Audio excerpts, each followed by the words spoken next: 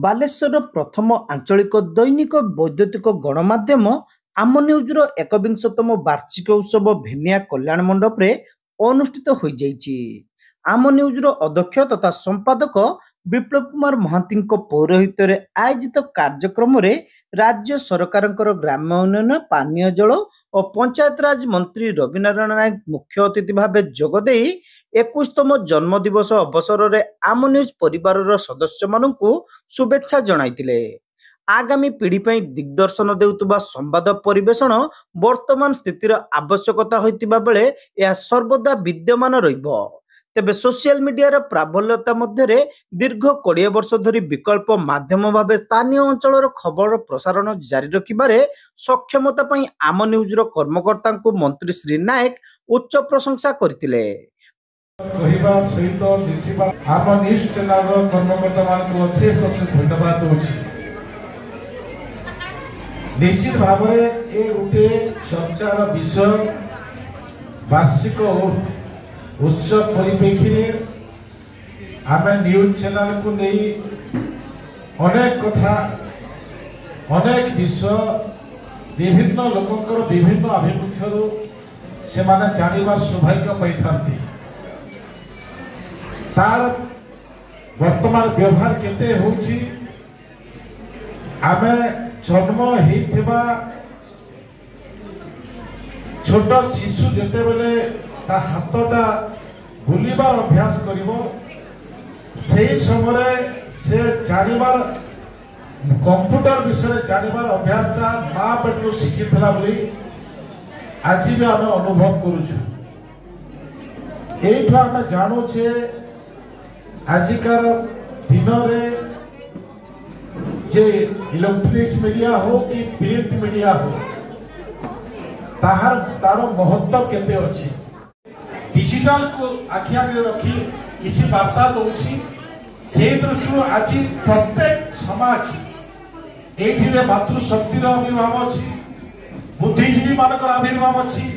नुआ युवा पीढ़ीर आविर्भाव अछि। एठो आमे अनुमान करिबा जे आम न्यूज चैनल प्रकृति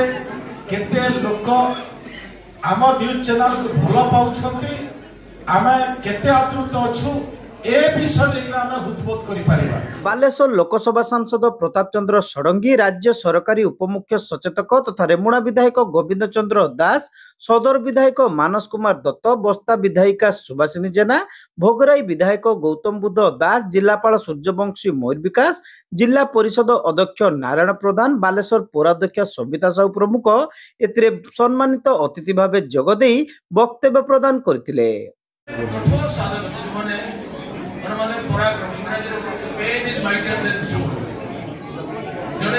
सांबादिक लेखनी ताकत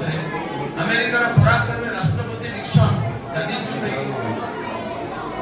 जड़े सांबादिक लेखनी जड़े तिवारी बाबू जो राज्यपाल थे चाकरी गला ये सांबादिक बलिदान सत्य उद्घाटन है छवि परिवार अनेक वर्ष पर न्याय मिलला अनेक समय बलिदान दुर्योधन दुशासन द्रौपदी को नंगला चेष्टा करेंगे आश्चर्य किंतु भीष्म द्रोण कर्ण कृपाचार्य देखिए संपूर्ण समाज खामोशी पे 2000 वर्ष तले आम देश में चाणक्य कहते हमें भय नहीं है दुर्जनों की दुष्टता से, हमें भय है सज्जनों की निष्क्रियता से। बालेश्वर प्रथम न्यूज गणमाध्यम चतुर्थ स्तंभ कौन निश्चित आशा करी प्रभु जगन्नाथ पाखे 21 वर्ष कहीं 200 वर्ष पूर्ति हो प्रभु जगन्नाथ ये परिवार को आम टीवी परिवार को एवं भल पाऊा भाई मान समस्त को जगन्नाथ पाखे समस्त प्रभु पाखे आशीर्वाद भिक्षा करवा। चैनल 21 वर्ष जो आरंभ होता ये चैनल को स्वागत करने संगे संगे ये चैनल उत्तरोत्तर कामना कर ये दुनिया होची परिवर्तनशील से भली आम छोट बेलू खबर कार्यक्रम रेडियो माध्यम जानूल खबर जानू परवर्ती समय आम आज डिजिटल जुग में पहुंची सोशल मीडिया जुग में पहुंची। आम न्यूज ये जो वार्षिक उत्सव कार्यक्रम विशेष कर आंचलिक गणमाध्यम को गोटे लंबा 2 दशंधि धरी बंचई रखिबा 20 वर्ष काल लगातार भाव में न्यूज परिवेशन करवा सुख दुख सबु क्षेत्र में आम न्यूज जो प्रकार भाव में न्यूज परिवेशन करछि संवाद परिवेशन करछि मु सर्वप्रथम आम न्यूज परिवार को मो तरफ अनेक अनेक शुभेच्छा जनाउछि कृतज्ञता ज्ञापन करछि। गोटे कथा कहबी जे देश रे वर्तमान सांबादिकतार स्थिति आदौ भल नुहे। जदि आपण देखिबे आम गोटे फ्रीडम ऑफ प्रेस रो रैंकिंग अछि 180 देश मध्यरु भारत रे सांबादिकता बा प्रेस रो जो स्वाधीनता रही से स्वाधीनता रैंकिंग रे आम स्थान होछि 151। अर्थात देश रे सांबादिक माने सुरक्षित नुहंती कि सांबादिकतार मान मध्य आशानुरूप नुहे। तेणु एभली गोटे घड़ीसंधि घटना आम देखिलु निकट रे ऑपरेशन सिंदूर जो चलता अनेक देशर प्रमुख गणमाध्यम माने मध्य आमको सठिक संवाद परिवेशन करी उत्तेजना परिवेशन करुले एवं परवर्ती समय वैदेशिक मंत्रालय को क्लारिफाई करने को पड़ूला कि खबर मिछ ए खबर सत्य नुहे। आम न्यूज दीर्घ 21 वर्ष धरी घटना दुर्घटना घात प्रतिघात सबूर घटना को जो गणतंत्र चतुर्थ स्तंभ जो कार्यक्रम करेछि पल्ली दिल्ली को जनाई बालेश्वर तृणमूल स्तर प्रत्येक घटना को लोक पाखे पहुंचाइबा संगे संगे किभली भाव एक सरकार स्वच्छ निरपेक्षता कार्यक्रम कर तार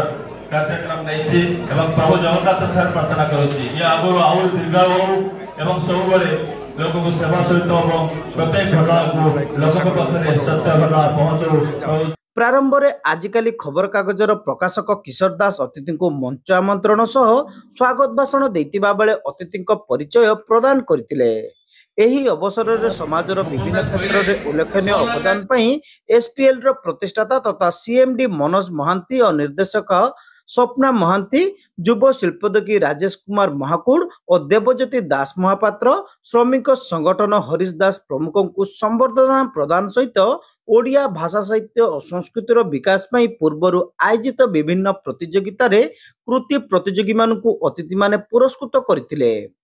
डॉक्टर श्रीमान श्रीचंदन संबर्धना कार्यक्रम परिचालना करथिबा बेले डॉक्टर निहारिका महांती दिव्याशा महांती अदीप कुमार जेना पुरस्कार वितरण में सहयोग करथिले। शेष में सांबादिक अजित कुमार महांती समस्त को धन्यवाद देथिले।